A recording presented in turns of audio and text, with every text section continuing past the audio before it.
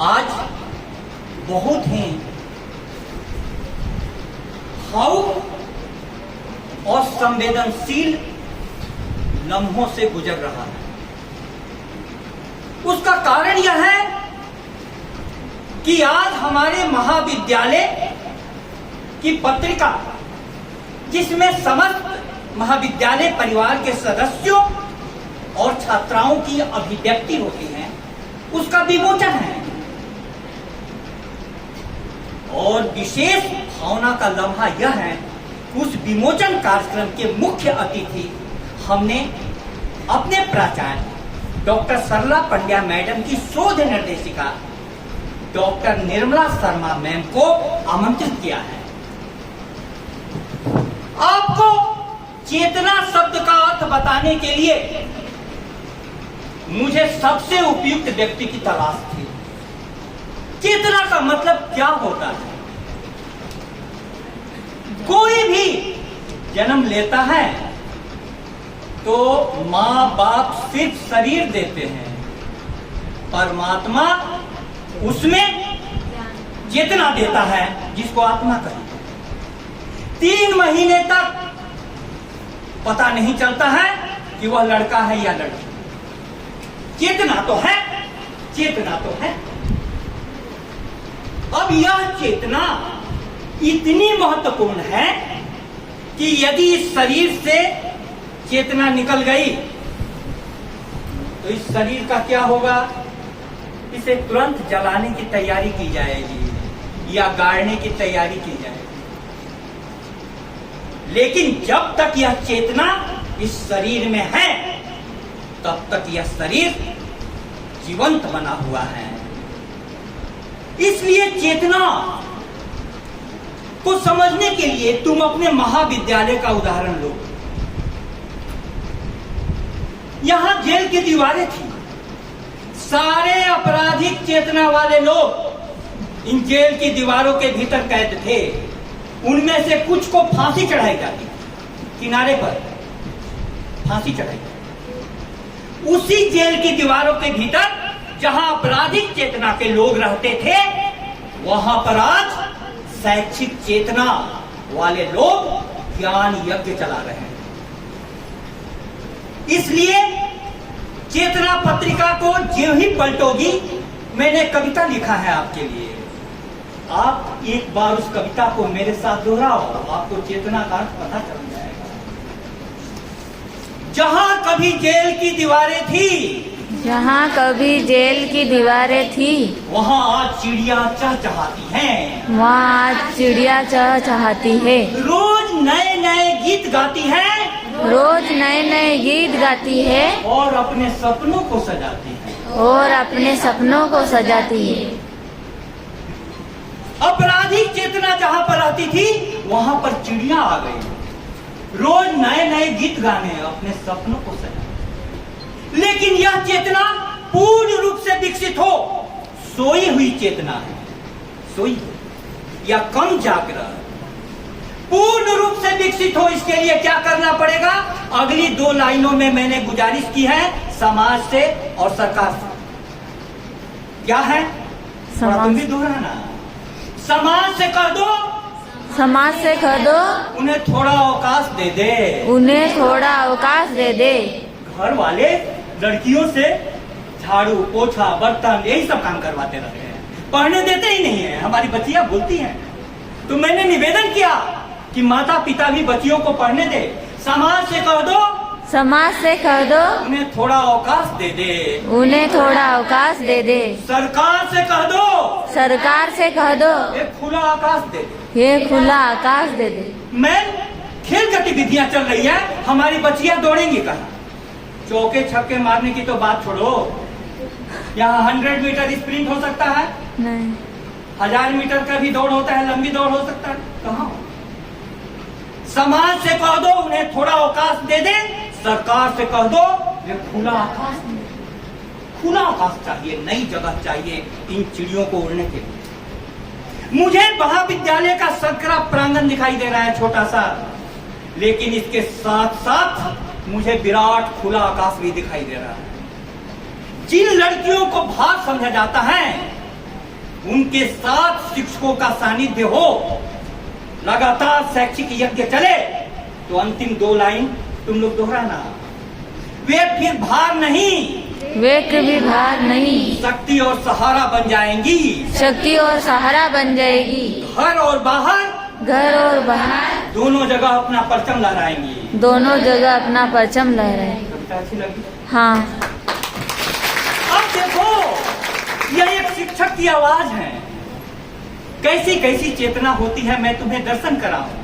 एक तो जीती जागती चेतना का मैंने दर्शन कराया।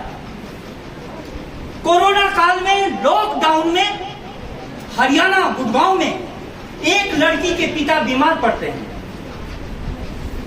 सारे रास्ते बंद हैं, कोई वाहन नहीं।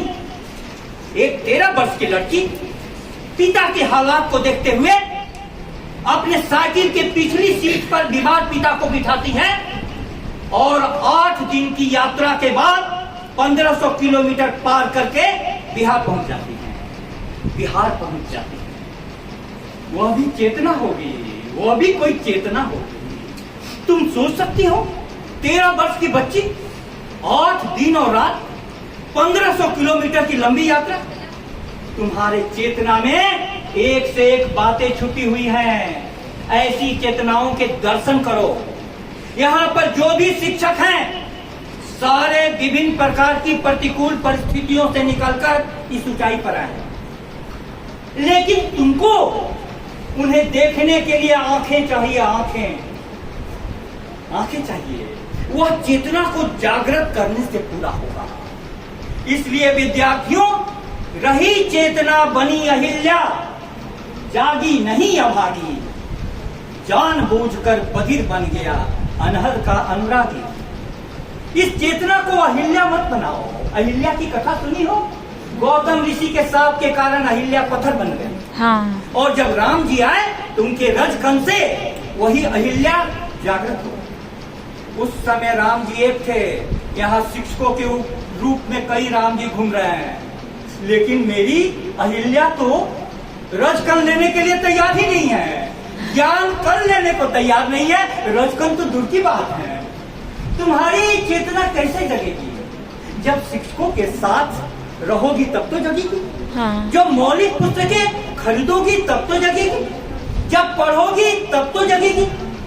इसलिए मैं फिर से बोलूं कि इसी कॉलेज से आप अंतिम पृष्ठ खोलिएगा। एक पीठ पहले चेतना पत्रिका के इस कॉलेज से गोल्ड मेडल प्राप्त करने वाली छात्राओं का फोटो है। आप देखो, इसी कॉलेज से कुछ बालिकाएं गोल्ड मेडल प्राप्त कर रही है। ये क्या संकेत देता है? क्या संकेत देता है? यदि एक फूल खिल सकता है तो दूसरा फूल भी खिल सकता है। खिलेगा, लेकिन चेतना को जगाना पड़ेगा। आप सबको मैं आह्वान करता हूं इस मंच से कि भले ही हम जेल की दीवारों के भीतर हैं, लेकिन हमारे अरमान आकाश को छू रहे हैं। लेकिन आकाश में उड़ने के लिए पंखों में ताकत चाहिए। वो ताकत आप पैदा कीजिए। मैं अपनी बात को समाप्त करूं इसके पहले मैं आज बहुत धन्य भाग अनुभव कर रहा हूं अपने आप को कि इतनी बड़ी संख्या में छात्राएं आई कि यहाँ एक भी सीट खाली नहीं है। और कॉलेज के सारे परिवारों को सहयोग से हम लोग एक ऐसे व्यक्तित्व का दर्शन कर पाए हैं जिनको यदि आप अपनी आंखों में बिठाएं, शब्दों की जरूरत नहीं है। मैं फिर से बोल दूं, शब्दों की जरूरत नहीं है। भारतीय संस्कृति का सबसे प्यारा शब्द होता था दर्शन। दर्शन तो मैंने करा दिया। कितने जीवन में झंझावात आ रहे हैं, लेकिन मैडम ने, मैंने देखा, नए नए दिन को नए नए तरीके से जीती। अब अपनी पोती की शिक्षा के लिए मैडम दिन रात उसके पीछे लगी हुई है। क्या होता है नारी का दिल, ये देखो। किस ऊंचाई पर मैडम ने अपने संबोधन में मुझे अचानक सरबजीत दुबे मैडम कह दिया। काश किसी दिन, किसी जन्म में नारी के सारे गुण आ जाएं। नारी के सारे गुण आ जाएं। सहनशीलता, संवादशीलता और संवेदनशीलता 3 नारी के प्राकृतिक गुण होते हैं। वो प्राकृतिक कौन कौन से? सहनशीलता, सहनशीलता, संवेदनशीलता, संवेदनशीलता, संवादशीलता। सम्मानशीलता। आप में भी 3 गुण यदि आ जाएं, तो यहाँ पर फिर से कोई निर्मला शर्मा मैम पैदा हो जाए, फिर से कोई हो जाए। यूं ही नहीं मिलती राही को मंजिल, एक जुनून सा दिल में जगाना पड़ता है। पूछा चिड़िया से कैसे बना आशियाना, तो वह बोली भरनी पड़ती है उड़ान बार बार। और तिनका उठाना पड़ता है, तिनका उठाना पड़ता है। मेरे प्यारे विद्यार्थियों, विद्या के क्षेत्र में गति अकस्मात नहीं होती है। प्रत्येक दिन अपने शिक्षकों के मुख से निकले हुए ज्ञान के कण को संग्रहित करो, उसे ले जाकर के घर पर चिंतन करो, मनन करो, उस पर प्रश्न खड़े करो और दूसरे दिन शिक्षक से पूछो। फिर मैं इसी मंच से आपको आश्वासन देता हूं कि आप इन जेल की दीवारों के भीतर से आकाश की ऊंचाइयों को नहीं चूम सकिएगा, तो फिर मुझे जो भी सजा देना हो दीजिएगा।